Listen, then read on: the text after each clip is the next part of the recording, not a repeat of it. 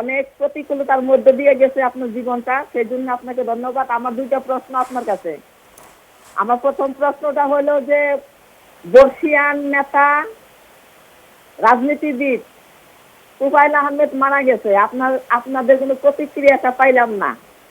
এটা কোনো দল হিসাবে না, উনি কি দলের বাইরে থেকে কি কোনো আশা করতে পারেন না এই সরকারের কাছ থেকে বা দেশ জনগণের কাছ থেকে? এই প্রশ্নটা আপনারে। আর 2 নাম্বার প্রশ্ন হইল, আপনি যদি সরকারে থাকতেন তাহলে এতক্ষণ যে সরকারের গানগুলি গাইতেন, তাহলে কি এটা গাইতেন কিনা? অসংখ্য ধন্যবাদ, আপনি থাকুন আমাদের সঙ্গে আপা, এটাই শুনে একটু বিরতিতে যেতে চাই। বর্ষিয়ান রাজনীতিবিদ তোফায়েল আহমেদের সঙ্গে আমার খুব চমৎকার একটা স্মৃতি আছে, স্মৃতিচারণ আমি করেছিলাম। একবার উনি সংসদে আমাকে বলেছিলেন, রুমিন ফারহানা আমাদের সবচেয়ে তরুণ সাংসদ, এই সংসদে আমরা তাকে স্নেহ করি, তার গলাটি একটু কর্কশ, মনে হয় যেন ঝগড়া করছে, কিন্তু কি করা, গলা তো আল্লাহ প্রদত্ত। মানে এই যে কষ্ট পেয়েছিলেন? না, আমি হেসেছিলাম এবং সারা সংসদ হেসেছিল। এত সুন্দর করে, এত মানে কি বলবো, এত স্নেহ নিয়ে জুনিয়র পার্লামেন্টারিয়ানকে যে অ্যাড্রেস করা যায়, আমি শিখেছিলাম ওনার কাছ থেকে। আমি অত সুন্দর করে কথা বলতে পারি না, আমার কথা সত্যি।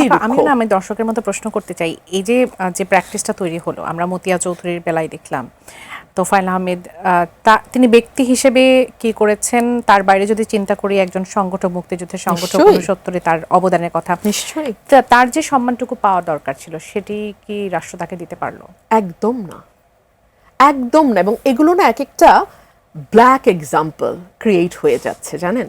আমার ওটাই খারাপ লাগে যে এত কালো কালো কালো কালো উদাহরণ আমরা তৈরি করছি, যেগুলো আবার শতগুণ হয়ে আমাদের উপরে ফিরে আসবে।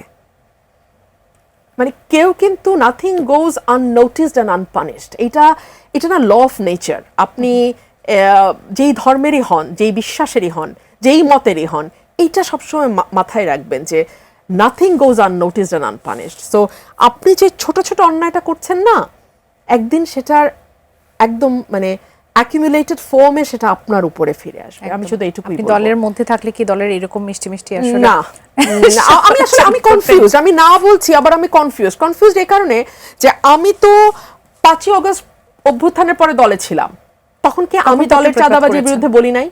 আমি দলের বালি ব্যবসা, মাটি ব্যবসার বিরুদ্ধে বলি নাই? আমি দলের মামলা বাণিজ্যের বিরুদ্ধে বলি নাই? বলছি বলেই তো হয়তো আজকে আমি নমিনেশন পাই নাই। মানে এখন কোনটা আগে, ডিম আগে না মুরগি আগে, আমি জানি না। সেই প্রশ্নটা আসলে জটিল একটা বিরতি নিয়ে এসে